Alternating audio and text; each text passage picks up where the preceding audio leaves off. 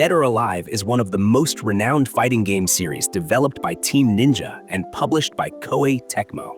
Despite having its own popularity among fighting game fans, Dead or Alive rarely engages in major cross-franchise collaborations with other games, especially when compared to titles like Street Fighter, Tekken, or Mortal Kombat, which often feature guest characters from various series and media. There are several reasons that explain why this happens, and all of them relate to the strategy, identity, and direction taken by the developers and publishers of the series. One of the main reasons is that Dead or Alive has a very unique and distinctive identity rooted in its gameplay, visual characteristics, and overall design. Dead or Alive is known for its counter-based gameplay system, which is highly technical, and its interactive, multi-tiered arenas, offering a fighting experience that sets it apart from other fighting games. Furthermore, the visual aesthetics of the characters in Dead or Alive are also one of its main attractions, with designs that heavily emphasize character details and visual appeal. These elements make Dead or Alive a game with a specific audience, which sometimes makes it less suitable for collaboration with other games that have a different approach or audience. Koei Tecmo might feel that preserving this uniqueness is more important than trying to blend it with the identity of other franchises.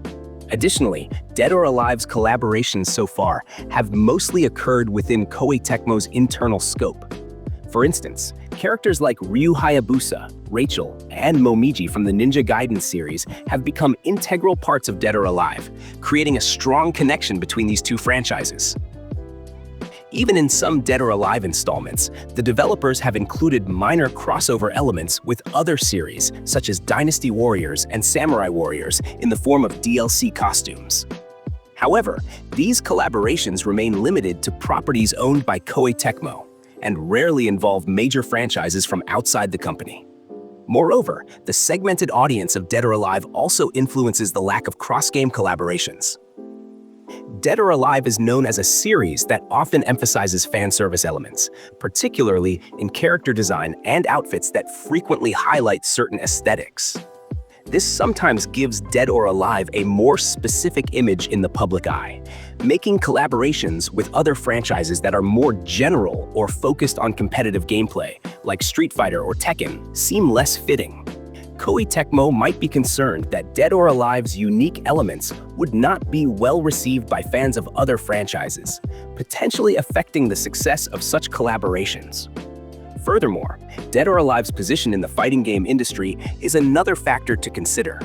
Although Dead or Alive has a loyal fan base, it is often considered a niche fighting game compared to Tekken or Street Fighter, which have much larger global reputations and wider audiences. This makes Dead or Alive less attractive for major collaborations involving multiple franchises.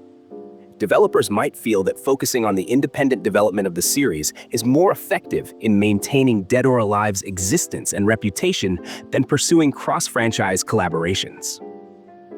Finally, Koei Tecmo's strategic choices as a publisher also affect the likelihood of collaborations. Koei Tecmo seems to prefer promoting each of their franchises separately, allowing each series the space to develop its own identity. This approach enables each franchise, including Dead or Alive, to maintain its unique appeal without relying too heavily on the popularity of other franchises. However, amidst the growing trend of cross-franchise collaborations in the gaming industry, the potential for Dead or Alive to collaborate with other games remains open. If such collaborations can expand Dead or Alive's appeal without sacrificing its unique identity, Koei Tecmo might consider it in the future.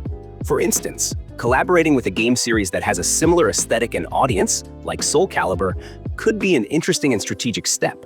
Although rare, cross-franchise collaborations are not entirely impossible for Dead or Alive, especially if the industry continues to evolve and demand from fans increases.